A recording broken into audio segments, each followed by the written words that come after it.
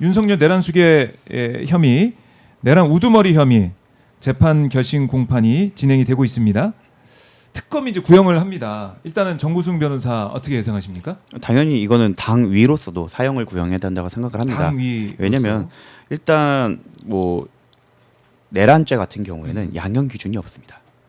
양형 기준이 쌓이려면 수많은 그 사례 속에서 이 정도로 처벌하는 것이 가장 적절하다는 데이터가 쌓여야 되는데 내란이 그렇게 수차례 일어나기가 쉽지 않은 구조다 보니까 기준을 세우기가 굉장히 어려워요. 여러 가지 요소를 검토하기는 어려운 부분인데 내란죄 같은 경우에는 사실 사형과 무기징역밖에 없는 상황에서 우리가 상정했을 때 그런 무기징역으로 낮춰야 할 이유가 있는가에 대해서 그 이유가 있어야 되는 부분이라고 생각을 합니다. 근데 그 첫 번째로 여기에 대해서 그런 주장을 하시는 사람들이 있죠. 과거 전두환가들에게 피해자가 없었다. 피해자가 없었다. 라고 하는데 그럼 피해자가 없었던 게 과연 윤석열, 피고인 윤석열 덕분인가라고 생각을 한다고 하면 아니요. 이 사람들은 피해자를 만들려고 계획을 했고 피해자를 만들 계획 실행할 착수까지 했다고 저는 보입니다. 그러나 당시 야당이었던 민주당 의원들의 재빠른 대처 그리고 시민들의 그 헌신 그리고 저는 가장 강조하고 싶었던 게 군복 입은 시민들이 어떻게 그 군인들이 시민 정신을 발휘했기 때문에 피해자가 발생하지 않은 거다라고 생각을 합니다. 그렇기 때문에 윤석열에게 이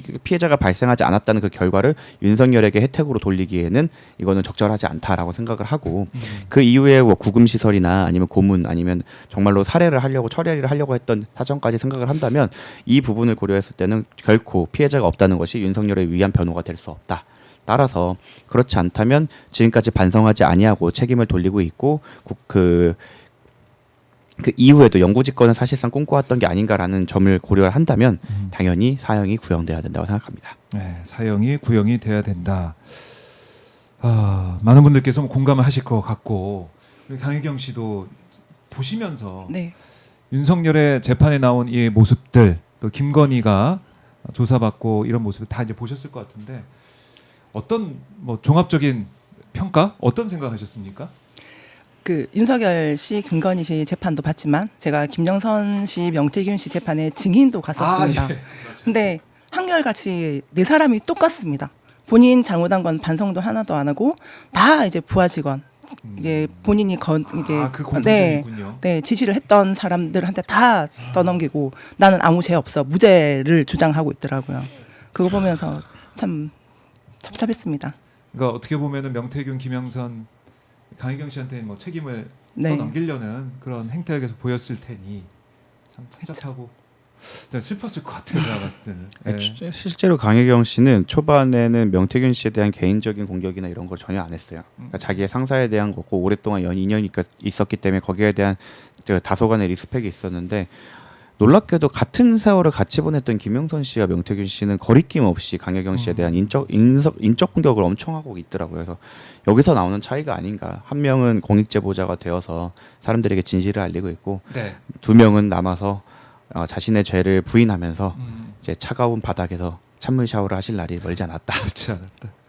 사실 저희가 돌이켜 보면은 명태균 게이트가 어떻게 보면은 이 계엄의 내란의 단초가 아니냐 이런 생각 계속 하고 있는 거 아니겠습니까? 맞습니다. 급하게 계엄 단추, 내란 단추 누를 수밖에 없었던 거. 명태균 게이트 수사가 진행되고 있다 보니까 강혜경 씨 입장에서는 역사에 뭐 역할을 했다 이렇게 볼 수도 있는 것 같고 여러 가지 소외도 있을 것 같아요. 지금 내란 우두머리 결심 공판을 앞두고 진행이 되면서 어떻습니까? 그 명태균 게이트가 일단은 촉발이 된 거는 맞는 것 같고 그 검찰 조사 저희 수사를 받으면서 수시로 그 보고서가 윤석열한테 보고됐다는 얘기를 듣고 솔직히 그 검찰을 믿는 건 아니었지만 배신감도 많이 들었었습니다. 그 보고서를 작성하면서 저는 이제 조사를 받고 있는데 이 사람들은 아무 내색 없이 제 진술을 얻고 이제 그 핵심적인 내용은 윤석열한테 보고를 했고 뭐 어떤 작전을 하기 위해서 그렇게 했는지는 모르겠지만 저는 계속 검사님 믿습니다라고 얘기를 했었습니다. 당사자들한테.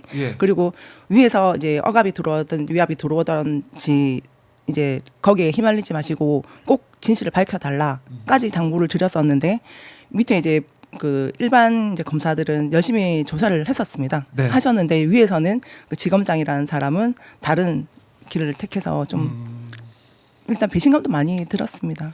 그러니까 수사 어떻게 보면 정의로운 네. 검사로서 검찰로서 이걸 좀 잘 해결해주길 바라는 마음이 있었을 것 같은데 그게 결과적으로는 안 됐고 네. 그다음에 서울에 오셔서 특검 조사 받을 때도 네. 좀 기대하셨죠 특검 맞습니다. 네. 딱 이제 초창기에 저희가 이제 참고인 맞아요. 조사로 갔었을 자료 다 때 들고 가시고 네. 계속 부를 줄 알았었습니다. 특검을 하면서 명태균 게이트 관련해서 이제 정치인들 다 소환해가지고 모든 걸 다 정리해서 마침표를 찍을 줄 알았는데 네.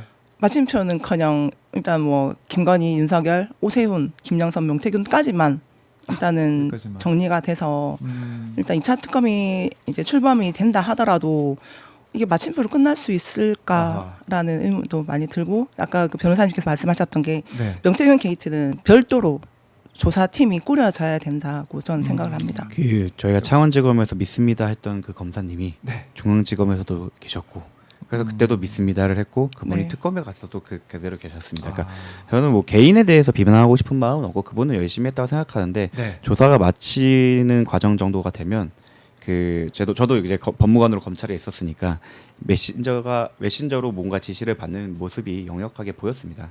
그러니까 조서를 실시간으로 부장 검사부터 시작해갖고 다른 팀의 검사들이 보면서 네. 거기에 대해서 보완해가면서 그 조사를 진행했던 걸로 봐서는 평검사를 넘는 그 위에 뭐 부장부터 시작해서 차장 아니면 검사장까지 이렇게 깊숙이 개입해서 일선 조사까지 개입을 하고 그거를 정리해서 보고한 게 아닌가라는 추정이 들 수밖에 없는 상황이었습니다. 네. 참 아직도 갈 길이 멀다라는 생각을 하게 되고 오늘 뭐 구형이 나오고 윤석열에 대한 재판 결과가 다음 달에 나오겠지만 명태균 재판 결과 우리가 주목을 해봐야 된다라는 거. 사실은 이 정치 전반도 이제 보시고 여론조사 전문가로서 활동을 해 오셨지만 지금 이재명 대통령의 국정수행하는 모습, 국정수행 평가 나오는 거 이런 것들 어떻게 보고 계신지 이것도 개인적으로 궁금하네요. 이재명 대통령의 정말 잘 하고 계시고 잘하고 있다. 이제 뭐 그 진보 보수를 떠나서 네. 많은 분들이 이제 이재명 대통령을 지지를 하고 계시고 잘한다라고 평가를 하고 있기 때문에 지금 더 이제 지금처럼만 하셔도 될 것 같습니다. 지금처럼? 네네 쭉 된다. 지금 보니까 뭐 50% 후반, 뭐 60%대 초반 네. 이렇게 지지율이 나오는 것 같은데 이거는 그 지지율이 나오기 힘들거든요. 힘들다. 네네 힘든데 그만큼 잘 하시고 계시기 때문에 네, 그 높은 수치가 나오는 것 같습니다. 네. 그러니까 10명 중에 6명이 그쵸. 잘하고 네, 있다는 네, 평가를 네. 하고 있는 거니까 이렇게 국민들이 체감하는 성과가 나오고 있다 이렇게 보시는 거고. 그러니까 윤석열과 비교를 해보면 윤석열은 지지율 자체가 최저였죠. 네. 최저였고. 네네. 그리고 본인이 일할 생각이 별로 없었던 것 같아요. 술만 마시고 지각하고. 소통을 지각하고. 하겠다고 용산으로 옮겼는데 예. 도어 스태핑을 거의 바로 끝내지 않았습니까? 그렇죠. 근데 반대로 이재명 대통령의 경우에는 기자들이 밥 좀 먹게 해달라고 할 정도로 계속 기자회견을 하면서 소통을 하고 내용을 국민들에게 전파하려고 한다는 걸 보면 네. 그 자체에서 컨텐츠의 양에서 차이가 난다. 저는 그래서 그래서 윤석열 씨가 이제 오늘 계속 이제 최후 진술을 할 건데 예. 그 내용이 새로운 내용이 있는가, 사람의 울림을 있는 내용이 있는가라고 했을 때 글쎄요. 전파 낭비에 불과할 것이다. 이게 컨텐츠 없는 자에게 너무 많은 마이크를 주면 벌어지는 대참사를 오늘 우리 국민 모두가 다 보게 될 거다라고 생각을 합니다. 그러니까 사우나랑 침대가 정말 있을 거라고는 우리가 진짜. 아니 뭐 네, 맞습니다. 라꾸라꾸 침대 정도는 생각을 했거든요. 근데 이거는 그냥 진짜 호텔 특급 호텔에서 그러니까요. 보시는 맞습니다. 그런 네. 침대라고 하더라고요. 네네. 그걸 보면서 국민들이 진짜 일 안 하고 술만 마시는 정말, 게 아니에요. 네. 생각을.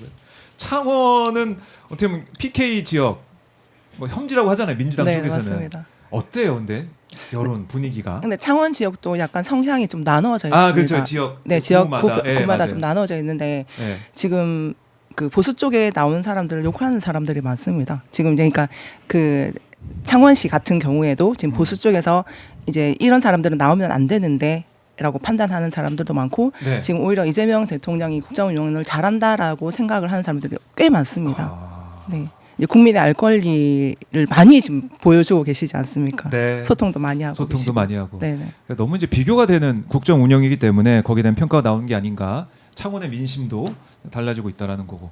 아이돌계의 민심은 어떻습니까? 변호사님. 아 근데 저는 사실 예, 그러니까 그냥 다시 20대 30대로 그냥 돌아간다고 네, 20대, 하면 30대. 사실은 요즘에는 과거에는 문제가 됐던 보수 유튜버들 분들이 유튜브에서 활약을 했다면 지금 문제가 많이 되고 있는 인스타에서 활동하시는 아. 분들은 실제로 20대 30대인 경우가 많고 있죠. 그분들이 정말로 소위 말하는 코인을 정말로 타고 있다고 보입니다. 그래서 장동혁 대표가 이번에 공천이나 이번 당내 개혁을 하면서 젊은 층을 유입하겠다고 하는데 아마 이제는 그 사람과 재력까지 갖추게 된 그 극우화된 2030을 포섭하려고 하는 게 아닌가라서 굉장히 걱정이 많이 되고요. 민주 진영에서도 꼭 민주당뿐만 아니라 민주 진영 전반적으로도 조금 2030 세대에 대해서도 좀 설득할 수 있는 매체와 플랫폼에 대해서 좀 더 신경을 써야 된다. 유튜브뿐만 아니라 네. 인스타, 뭐 스레드 이런 부분도 좀 신경을 써야 된다고 생각하고 그거 할 적임자가 지금 발언을 하고 있는 걸로 보입니다. 자임을 또 해주셨습니다. 알겠습니다. 시청자분들이 판단하실 것 같고요. 자, 이렇게 이제 금요일 아침에 이 명태균 게이트 우리가 잊어서는 안 되는 부분들 특별하게 짚어봤는데요. 다음 주에도 더 나올 사람들이 있죠. 네. 그래서 그 얘기를 더 나눠보는 거로 약속을 드리고요. 가시기 전에 못다한 말씀 있으면 먼저 강혜경 씨부터 못다한 말씀 있으면 듣고 마무리하겠습니다. 첫 비행기를 타고서라도 네. 금요일은 빠지지 않고 와서 이제 우리 시청자분들께 네. 알려드릴 부분들 많이 알려드리도록 하겠습니다. 잊지 말자. 예, 네. 알겠습니다. 우리 변호사님. 네, 빠르게 쿠팡 브리핑하겠습니다. 쿠팡 수계답게 지금 신청을 쿠팡. 소송에 대해서 하겠다고 의사를 밝혀주신 분 35만 그리고 네. 계약까지 완료해주신 분이 25만 명 되십니다. 애로사항이 있다고 하면 공지사항을 꼭 읽어주셨으면 좋겠다. 저희가 25만 분을 일일이 응대하기가 조금 어렵다 보니까 네. 공지사항을 좀 읽어보셨으면 좋겠고 중복 소송 안 되고 문자 받았으면 소송이 지금도 참여 가능하고 변론 종결시까지 가능하다. 하지만 이제 그 전화번호가 명의가 다르거나 한 경우 본인 인증이 필요하기 때문에 그 전화 그 문자를 받은 그 사람만이 가능하다라고 보면 되고 소송은 지금 이제 저희가 선전 당사자를 추가를 해서 진행을 하고 있는데 네. 이제 그 저희가 한 명으로 일단 진행을 하고 거기에 선전 당사자를 붙이는 개념으로 진행되었기 때문에 가소 재판에서 이제 가합 재판으로 바뀌고 아마도 동부 그 쿠팡 본사가 있는 동부지법으로 이송을 할 것 같다는 이제 그 법원 관계자의 말이 있었습니다.